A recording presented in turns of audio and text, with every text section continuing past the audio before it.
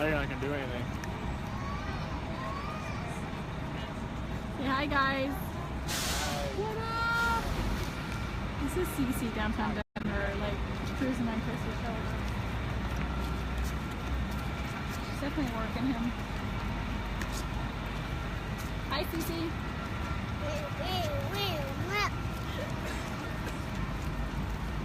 Don't get your life up.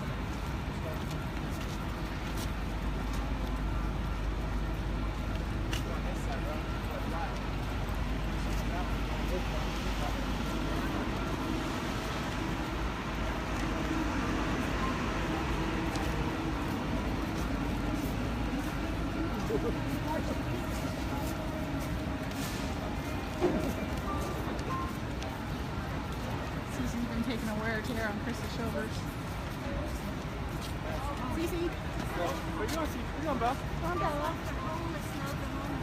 Yeah. Celeste. Celeste. Cece's calmed down now. Of course, we weren't live. Say hi, Pop-Up. Cece. Hi. He's on the camera. Hi. Hi. Hi. Oh, you gotta go dead. Someone's getting tired. Someone's losing the charge in her batteries. So Bella. Come on, B. Bella's falling asleep too. Says it 101. She's doing the crab walk. Crab walk. I'm sorry. Oh, torture your children. Make them walk downtown Denver. Poor kids. Poor daddy's shoulders. Cece.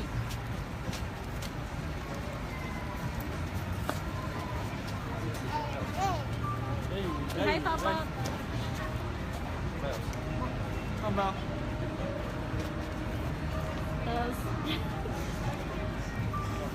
It'll take a long time to get back there like that. Oh my god, this is hilarious. Cece. Cece dancing. Cece, girl. Go Cece, go Cece, go. Go Cece, go Cece, go. Go for son.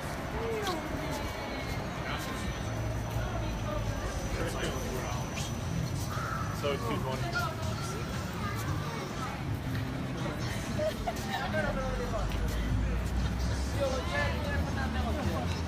It's so good.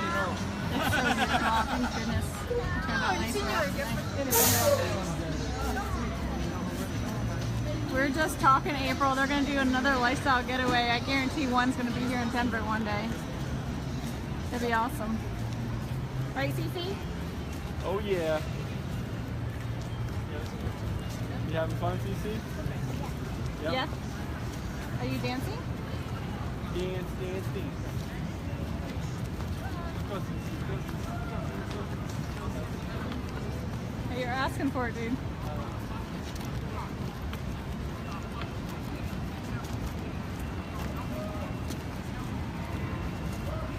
Bella said Papa's her best friend.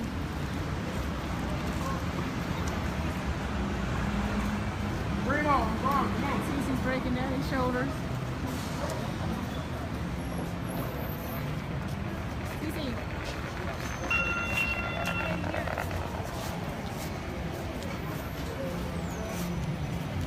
There's Mimi and Papa with Bella. And downtown Denver. So different when it's not late at night.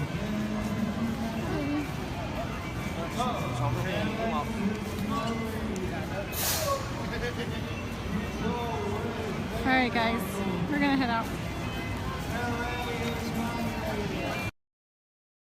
The Watts family looked perfect from the outside, almost too perfect. In the quiet suburb of Frederick, Colorado, neighbors saw Chris as the soft-spoken husband who always waved, the father who played with his daughters in the driveway, the man who seemed steady and calm. Shanann filled social media with family moments, smiling selfies, and updates about her growing children and third pregnancy. To anyone watching, they were the image of a couple that had everything under control. But inside the walls of their home, something far darker had begun to take root. Chris was changing in ways Shanann couldn't fully understand. At first it was subtle, short answers, distant eyes, long silences that replaced conversations. He claimed he was tired from work, overwhelmed, needing space. But what Shanann didn't see was the quiet storm building inside him. The weight of financial problems, the pressure of expectations, and a growing dissatisfaction he never dared admit out loud were slowly warping him. Instead of facing these struggles like a partner, Chris tucked them away, letting them fester in the corners of his mind. Friends who cared about Shanann noticed the shift. She tried to stay positive, posting pictures and inspirational quotes, trying to keep her family together. But behind the scenes, she sent messages to friends confessing her worries. Chris wasn't the man he used to be. His affection had faded. His warmth had cooled. Something was slipping away. And yet, even then, no one could have predicted how far that distance would grow. No one imagined that behind Chris's blank stare and forced smile was a man wrestling with thoughts so dark that he would eventually cross a line that no ordinary mind could comprehend. This was the beginning of the unraveling. The moment when the mask began to crack, just enough for the monster underneath to breathe. If you're already drawn into this story, make sure you stay with Nightfall Detectives. Things are about to get much darker. Chris's emotional distance soon took on a shape Shanann couldn't see, because it lived in the shadows of secrecy. As the summer unfolded, Chris found himself slipping deeper into an affair that would become the accelerant to everything that followed. What began as harmless messages quickly turned into something far more consuming. For the first time in years, he felt wanted, exciting, unburdened. And with every conversation, every lie, the life he had built with Shanann and his daughters seemed to fade behind him, replaced by fantasies of a new start with someone else. But this wasn't just infatuation. It was escape. Chris began rewriting his reality in his mind, convincing himself he deserved a fresh beginning, even if it meant leaving everything behind.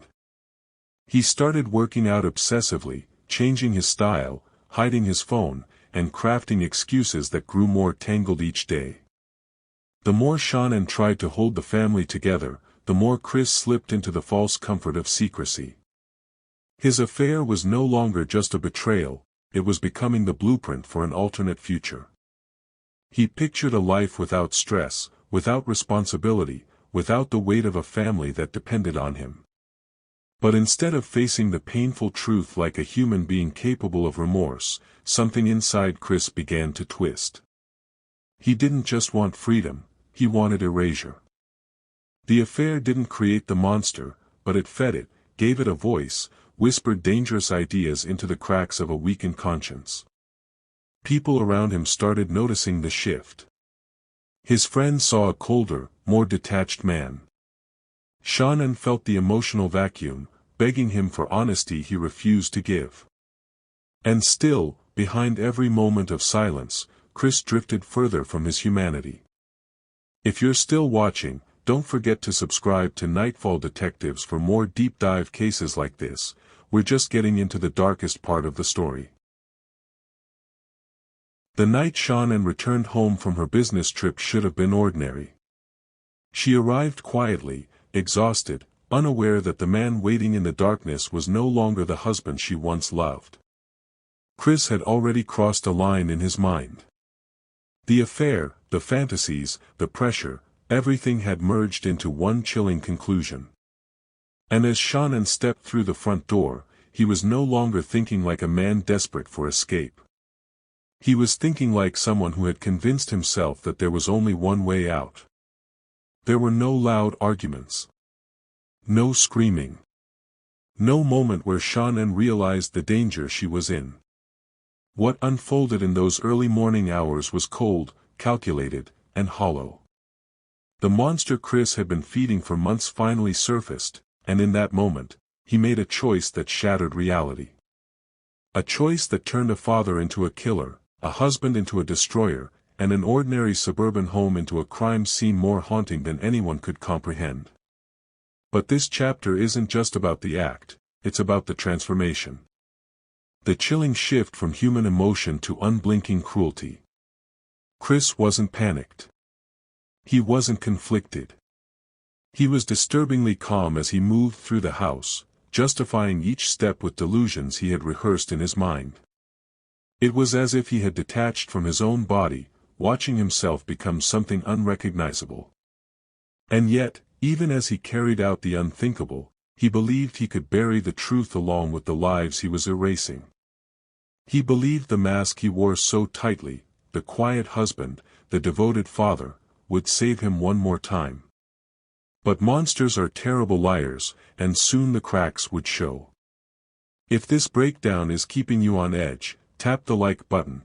It helps Nightfall Detectives bring more twisted stories like this your way as we continue deeper into the unraveling. Morning light spilled across Frederick, Colorado, as if nothing had happened. Neighbors walked their dogs, sprinklers clicked on, and a quiet calm settled over the streets. And in the middle of that calm stood Chris Watts, acting. Performing. Pretending. He drove to work. He sent messages. He called Shanann's phone knowing she'd never answer. Every move was rehearsed, every word carefully placed, as if he believed he could rewrite the truth by behaving normally. But the cracks appeared almost immediately. When Shanann's friend Nicole couldn't reach her, concern turned into alarm. She went straight to the Watts home, and Chris's mask began to slip. His behavior was odd, too calm, too detached. He stalled, avoided opening doors, avoided eye contact. Police were called, and suddenly Chris found himself surrounded by people who could feel something wasn't right. His responses were clipped. His tone emotionless. And when officers asked routine questions, his lies came out in flat, mechanical waves. Detectives began forming a picture, one Chris couldn't control. His body language was stiff. His stories shifted. His explanations didn't line up. The missing pregnant mother and two small daughters had become a nightmare unfolding in real time, and Chris looked less like a grieving husband and more like a man performing grief. Even his TV interview, intended to earn public sympathy, made viewers uneasy. His strange smirk, his folded arms, his lack of urgency, everything exposed a truth he was trying desperately to hide. Then came the polygraph test. Chris sat across from trained investigators who had already read him like an open book. The results were immediate and catastrophic. He didn't just fail. He failed so spectacularly that the investigators knew, without a sliver of doubt, that the monster behind the mask was starting to crumble. As the walls closed in, Chris's confidence drained. His lies were unraveling faster than he could rebuild them, and every detective in the room could see it. Let us know your theories in the comments as we continue, because the moment Chris finally spoke would change everything.